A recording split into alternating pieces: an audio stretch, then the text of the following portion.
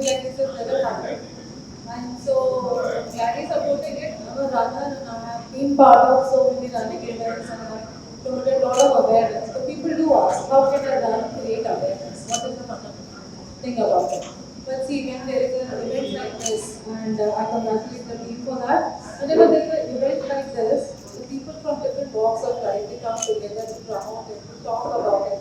And with running as a fan which is growing day by day, lot of runners, lot of people they come together and it definitely creates awareness. So having a concept like this where we are promoting Decibel Dash Run and promoting the awareness about deafness, promoting the awareness about the care available.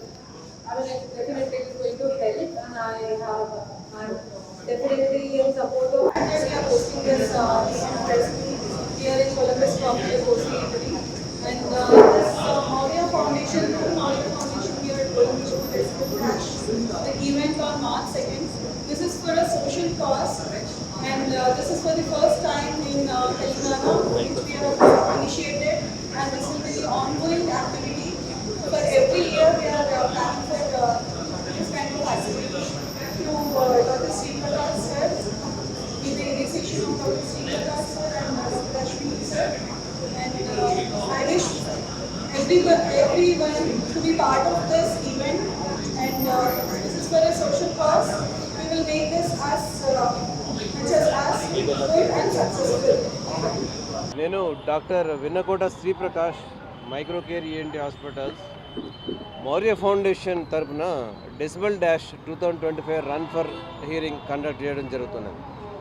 Gachibowli స్టేడియంలో మార్చి 2న అంటే ప్రపంచ వినికిడి దినోత్సవం సందర్భంగా world health organisation WHO టైఅప్తో ఈ కార్యక్రమం చేయడం జరుగుతున్నది.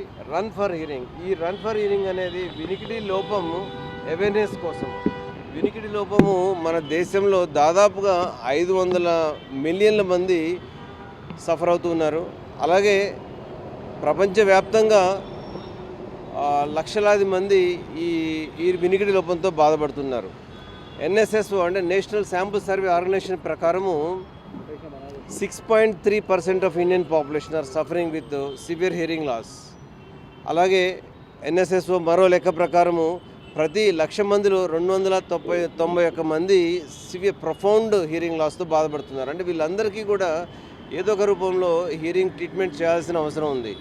హియరింగ్ ఎయిడ్స్ కావచ్చు, సర్జికల్ ఇంటర్వెన్షన్ కావచ్చు, కాక్లియర్ ఇంప్లాంటేషన్ కావచ్చు, ఇటువంటి కాస్ట్లీ ట్రీట్మెంట్స్ చేయాల్సిన అవసరం ఉంది. వీళ్ళందరికీ కూడా ఈ ట్రీట్మెంట్ చేయకపోతే వాళ్ళే బర్డెన్ అవుతారు, వాళ్ళ ఫ్యామిలీకి బర్డెన్ అవుతారు, అలాగే మన ఇండియన్ ఎకానమీకి కూడా బర్డెన్ అవుతారు.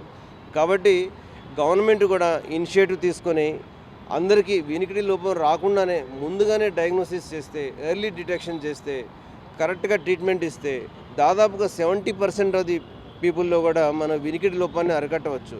ఎస్పెషల్లీ చిన్నపిల్లల్లో నేషనల్ ఇమ్యునేషన్ ప్రోగ్రామ్ ఎలా ఉందో వ్యాక్సినేషన్ గురించి, అలాగే వినికిడి పరీక్ష గురించి కూడా సెంట్రల్ గవర్నమెంట్ దేశవ్యాప్తంగా ఇది మ్యాండేటరీ రూల్ చేయాల్సిన అవసరం ఉంది.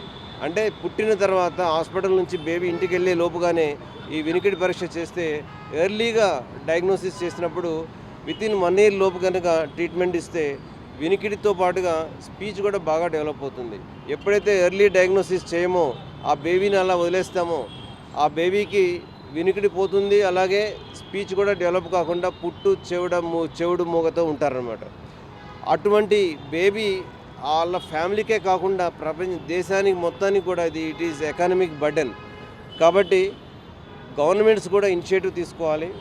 అలాగే సౌండ్ పొల్యూషన్ ఈరోజు WHO లెక్కల ప్రకారము ప్రపంచవ్యాప్తంగా దాదాపుగా 1 billion people, 1 billion youth are at risk of severe hearing loss. అంటే వాళ్ళు యూత్ ఎస్పెషల్లీ ఈ రోజుల్లో వీడియో గేమ్స్ ఆడడము, ఇయర్బడ్స్లో మ్యూజిక్ 24 hours వినడము, అది కూడా లౌడ్ సౌండ్తో వినడము చేస్తున్నారు.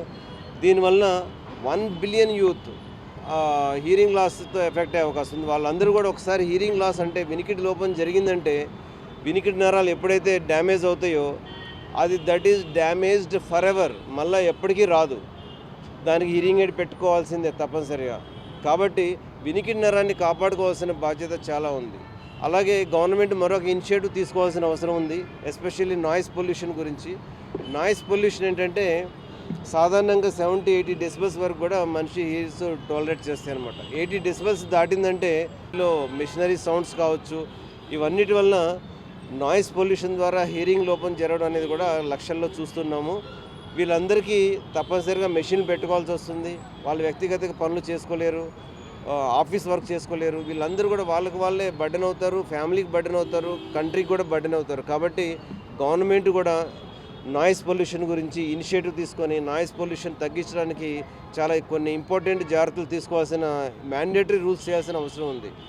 ఫర్ ఎగ్జాంపుల్ అమెరికాలో అయితే హారన్స్ మోగించడం అనేది చట్టరీత్యా నేరం.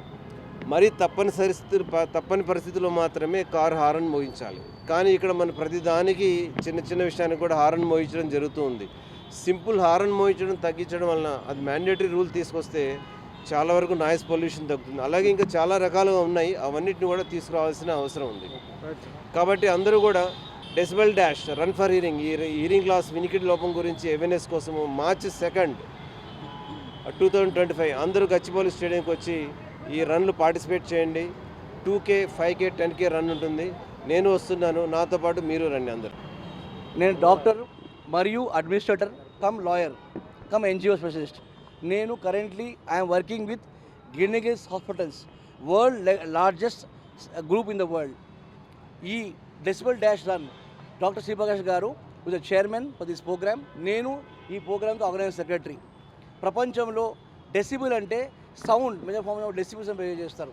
సో ప్రపంచంలో ఇలాంటి ఇనిషియేటివ్ ఎవరు తీసుకోలేదు. It is not reported. Doctor Sriprakash గారు, because is the renowned ENT surgeon, he took this initiative.